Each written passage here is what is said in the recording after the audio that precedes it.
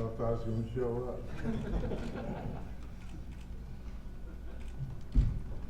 The season is over. I am happy to say I have received a lot of good emails, fortunately, and I call those as well. But we're going forward, we're moving forward, and it's a new year.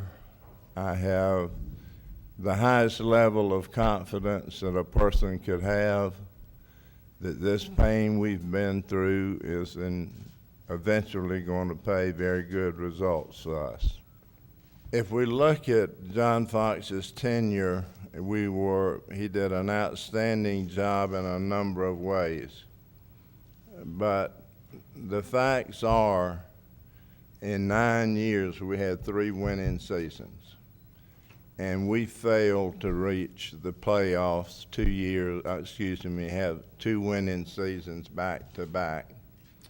And Steve, I don't know how well you know me, but I don't tell John Fox or Dave Olson or Marty or Danny or anybody that works with us something 10 times.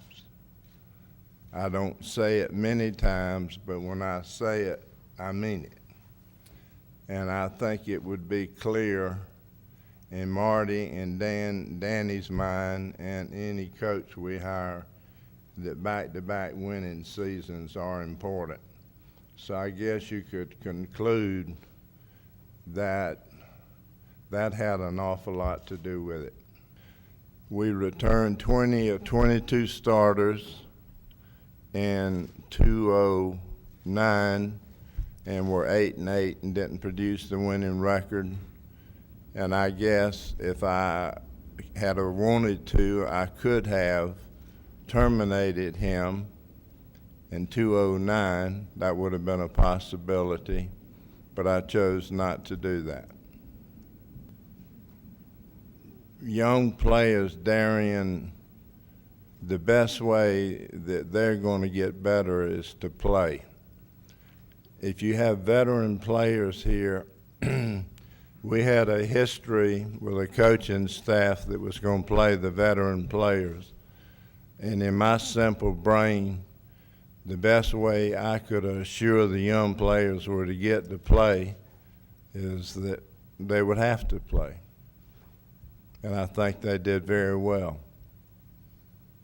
You know, you can look at our history. I mean, obviously, we won, coach. The bottom line for all of us, our jobs are to win football games, and I think that you know, we have historically, the last time we went through this, we went through the assistant ranks, and we got somebody that fit our organization, and I think that's very important to get somebody that fits the philosophies of this organization and how we do things. As well as being able to, you know, obviously the qualities of a head coach, to manage his coaches, to motivate players, to discipline players. It's a fine line, I think, to be a head coach in this league. You have to have the ability to discipline players and to be hard on them when you have to be hard on them, but you also have to be able to put your arm around them and encourage them, and they have to want to play for you. And I think that. You know, I think we've learned a lot over, I know myself, I've learned a lot in the 22 years I've been in the league about what it takes to be a successful head coach in this league. And I think that we have a good feel of what those qualities are and what we're looking for as the Carolina Panthers. And so we just go through the process, and I think it'll be, I don't think there will be any timetable to it, but I think it will be done expeditiously. I think when you go into the process, Tom, you try to keep an open mind, and you really, you know, you don't cross anything off. I think, again, the last time that we did this, we went the assistant coach route, and I think that it worked well. So you know, we went from 1-15, and we were in the Super Bowl in 2 years.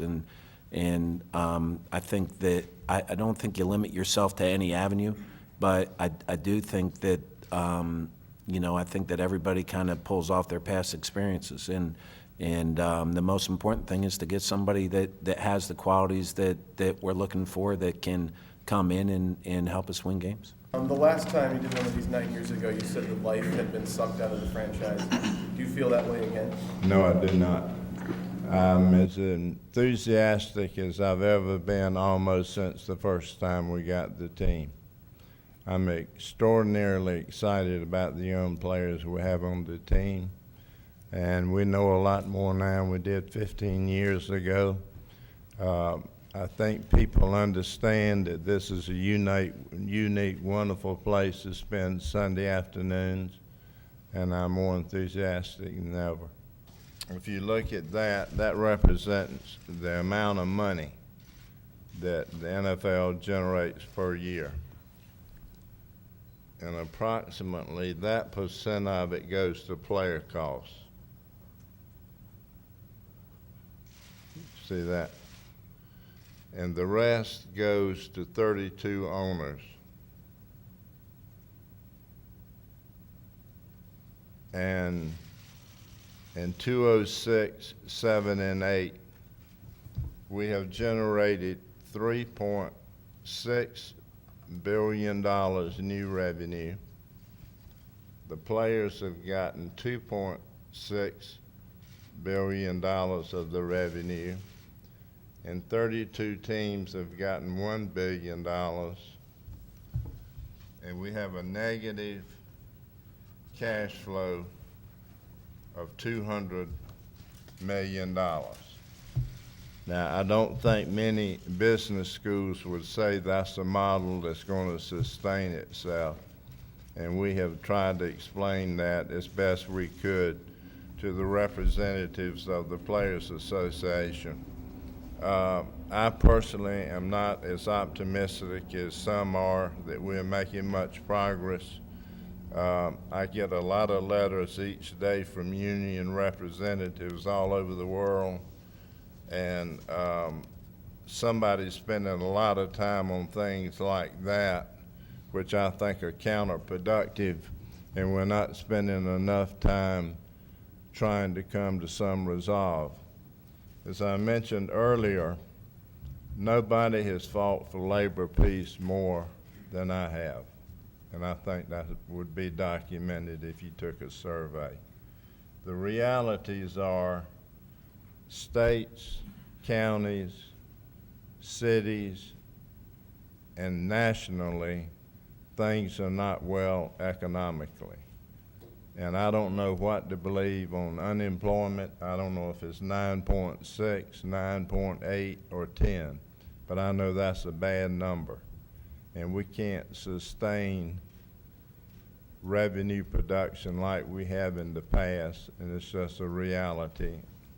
And as I showed you earlier, one of the first things that is said to me when I meet with the union lawyers, they say, Mr. Richardson, we want more money, more benefits, and we want to work less.